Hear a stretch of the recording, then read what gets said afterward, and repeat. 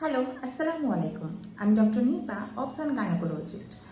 আজকে আমি প্রেগনেন্সির সবচেয়ে ইম্পর্ট্যান্ট একটা ট্রাইমেস্টার, যেটা হচ্ছে ফার্স্ট ট্রাইমেস্টার, সেটা নিয়ে ডিটেলস কিছু কথা বলবো। আমরা জানি আমাদের প্রেগনেন্সিতে টোটাল 3টা trimester: first trimester, second trimester and third trimester. এর মধ্যে যদি বলেন, সবচেয়ে ইম্পর্ট্যান্ট হচ্ছে আমাদের ফার্স্ট ট্রাইমেস্টার। এখন আসি কেন ফার্স্ট ট্রাইমেস্টার এত বেশি ইম্পর্ট্যান্ট। এর একটা অন্যতম কারণ হচ্ছে আমাদের যত ধরনের মিসক্যারেজ সেটা হচ্ছে নর্মালি ফার্স্ট ট্রাইমেস্টারে হয়।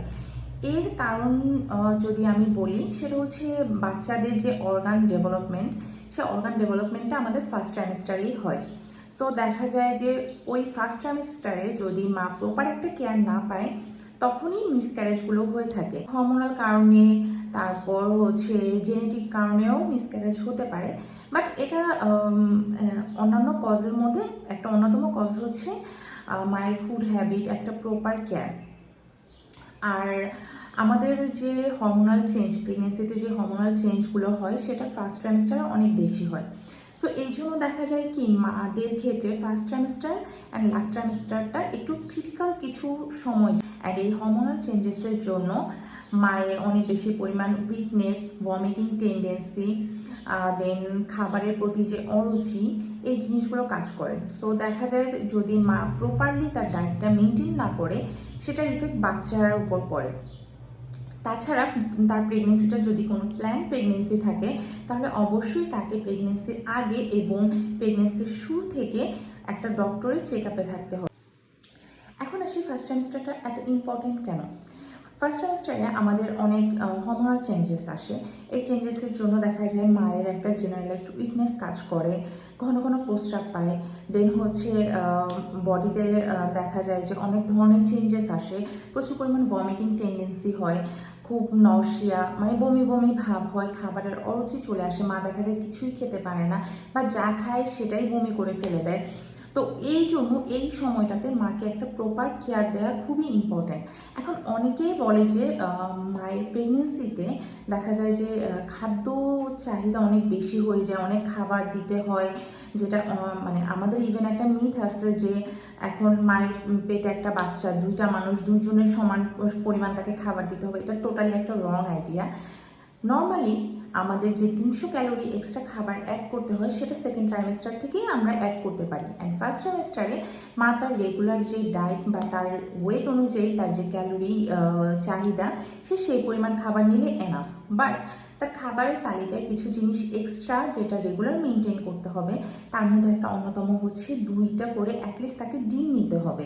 কারণ দেখা যায় যে প্রেগনেন্সিতে অনেক বেশি পরিমাণ ভমিটিং টেন্ডেন্সি হয়। অ্যান্ড মা যেহেতু মাছ মাংস ওই রকমভাবে খেতে পায় না, ইভেন অনেকে আছে যে মাছ মাংসের গন্ধও নিতে পায় না। সো তাদের ক্ষেত্রে তখন আমরা বলি যে অ্যাটলিস্ট ডিমটা, দিনে 2টা করে ডিম যেন সে এনশিওর করে। কারণ হচ্ছে ডিমে প্রচুর পরিমাণ প্রোটিন অ্যান্ড ডিমের কুসুমে হচ্ছে ভালো ফ্যাট যেটা, সেটা থাকে। সো অ্যাটলিস্ট দিনে 2টা ডিম সে যদি নর্মালি বয়েলড এগ খেতে না পারে, তাহলে এটাকে অন্য কোনোভাবে প্রসেস করে খেতে পারবে। যেমন সেটাকে ভেজে খেতে পারে, পুডিং করে খেতে পারে, বা স্যুপ করে খেতে পারে, বা অন্য কোনো ডেজার্টের মধ্যে ডিম দিয়ে খেতে পারে।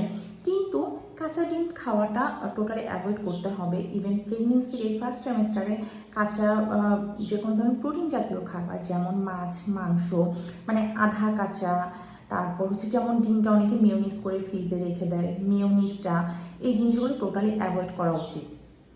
দেন এই ফার্স্ট ট্রাইমেস্টারে যদি দেখা যায় যে মায়ের অনেক বেশি ভমিটিং হয়, সো সেই হিসেবে এটা খেয়াল রাখতে হবে মা যেন ডিহাইড্রেটেড না হয়ে যায়। যদি ডিহাইড্রেটেড হয়ে যায়, তাহলে অবশ্যই তাকে স্যালাইন নিতে হবে।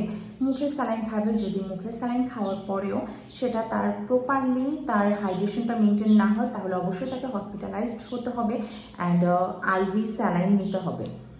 এখন যদি নর্মালি ভমিটিংটা প্রেগনেন্সিতে খুবই কমন, কিন্তু যখন অতিরিক্ত ভমিটিং হবে, যেটা নর্মালি থেকে বেশি, সেটা তো অবশ্যই আমরা নিজেরাই বুঝতে পারবো। মায়ের হেলথ কন্ডিশন দেখেই বুঝবো, তখন অবশ্যই আমরা মাকে হসপিটালে নিয়ে যাব। এবার বমির জন্য আমরা তাকে ওই সময় হয়তো বা কিছু মেডিসিন প্রেসক্রাইব করতে পারি। এছাড়া ফার্স্ট ট্রাইমেস্টারে আমাদেরকে অবশ্যই মায়ের iron, calcium, folic acid, vitamin C and other vitamin and মিনারেলসের যেন প্রপার একটা ফুলফিল নিউট্রিশন যে তার রিকোয়ারমেন্ট সেটা যেন পূরণ হয় সেদিকে খেয়াল রাখতে হবে। এই জন্য প্রেগনেন্সির শুরু থেকে ফার্স্ট ট্রাইমেস্টারে আমরা তাকে ফলিক অ্যাসিড স্টার্ট করে দিই। অ্যান্ড অনেক বেশি পরিমাণ আমাদেরকে এটা এনশিওর করতে হবে যে আয়রন ক্যালসিয়ামযুক্ত খাবার সে পাচ্ছে কিনা, প্রচুর পরিমাণ সবুজ শাকসবজি, দেন দুধ, ডিম, অ্যাটলিস্ট ডেইলি 1 গ্লাস করে দুধ, ডিম, তারপর হচ্ছে মাছ, মাংস, সামুদ্রিক মাছ, অ্যাটলিস্ট প্রতিদিন না হলে সপ্তাহে 1 দিন সামুদ্রিক মাছ যেন সে খায়, সেই ব্যাপারগুলো আমাদেরকে একটু খেয়াল করতে হবে।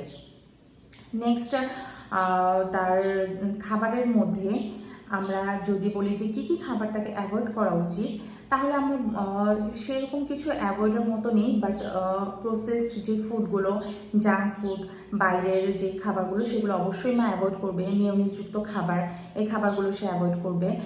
দেন হচ্ছে যদি ফ্রুটসের মধ্যে আসি, তাহলে কিছু কিছু এটার মধ্যে কিছু কন্ট্রোভার্সি আছে, বাট কিছু কিছু ক্ষেত্রে বলা হয় যে গ্রেপ, যেটা হচ্ছে আঙ্গুর, দেন আনারস অ্যান্ড পেঁপেটাও হচ্ছে কাঁচা বা আধা কাঁচা পেঁপে, এই খাবারগুলোকে তাকে অ্যাভয়েড করতে বলা হয়, স্পেশালি ফার্স্ট ট্রাইমেস্টারে।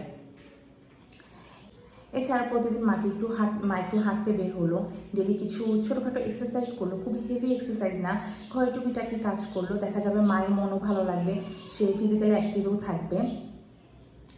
এই তো ফার্স্ট ট্রাইমেস্টার মোটামুটি এই ব্যাপারগুলো একটু খেয়াল করতে হবে। অ্যান্ড অবশ্যই মাকে নিজের শরীরের দিকে অনেক খেয়াল রাখতে হবে, নিজের এবং নিজের নবাগত বাচ্চার জন্য তাকে খুব কেয়ারফুলি চলতে হবে।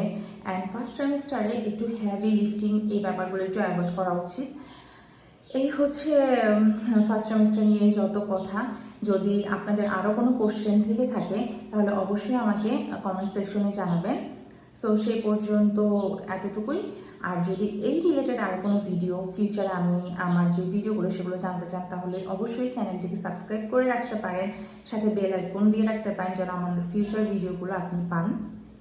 সো এ পর্যন্তই। Thank you so much.